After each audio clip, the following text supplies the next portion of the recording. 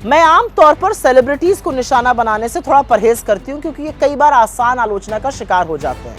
क्योंकि सवाल तो सत्ता से किया जाना चाहिए, जिससे उनकी जवाबदेही सुनिश्चित हो।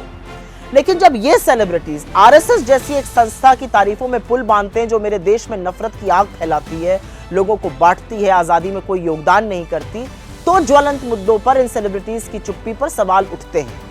जब लोगों की लिंचिंग सिर्फ उनकी शक्ल देखकर या उनके खाने की वजह से होती है, आप चुप क्यों रहते हैं? जब लड़कियों का बलात्कार होता है और अपराधियों को सत्ता का संरक्षण मिलता है, आप एक शब्द क्यों नहीं बोलते? जब सर्वोच्च पदों पर बैठे लोग इस देश में हिंसा और नफरत को बढ़ावा देते हैं, संरक्षण देते हैं, तो आप चुप क्यों रह जाते हैं? जब किसानों को कुचला जाता है, तो आप बोलते क्यों नहीं हैं? जब मणिपुर हिंसा की आग में जलता है और महिलाओं के साथ बर्बरता होती है, तो आप चुप क्यों रहते हैं? जब बिल्किस बानो के दोषियों को माला पहनाकर सम्मानित किया जाता है, जश्न मनाया जाता है, गौरवान्वित किया जाता है, आप खामोश क्यों हो जाते हैं? आसमान छूती महंगाई और पेट्रोल की कीमतों पर आपके वो भद्दे मजाक आखिर कहां चले गए?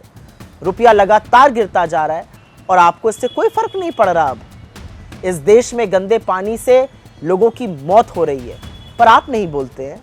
जानलेवा प्रदूषण से आपको परेशानी ही नहीं लगती है।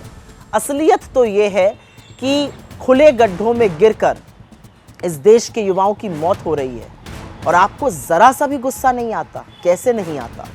असल में तो आप तब भी नहीं बोलते जब आपके किसी अपने साथी के साथ बदनाम किया जाता है, उसके साथ बर्बरता की जाती है। आप हिम्मत ही नहीं जुटा पाते। तो अगर आप जरूरी ज्वलंत मुद्दों पर नहीं बोल सकते, तो कम से कम उन लोगों का महिमा मंडन करना बंद कर दीजिए जो नफरत को बोते हैं, काटते हैं और उसका फायदा उठाते हैं। अन्याय के सामने खामोश रहना एक चॉइस है, लेकिन नफरत को बढ़ावा देना चॉइस कतई नहीं है। दीक्षांत एडुटेक लाया है दीक्षांत ई लर्निंग ऐप। बने दीक्षांत का चैनल पार्टनर और अर्न करें लाखों रुपए प्रति महीने। चैनल पार्टनर बनने के लिए विजिट करें www.dikshans.com। हमारे YouTube चैनल को सब्सक्राइब और Facebook पेज को लाइक करना ना भूलें। धन्यवाद।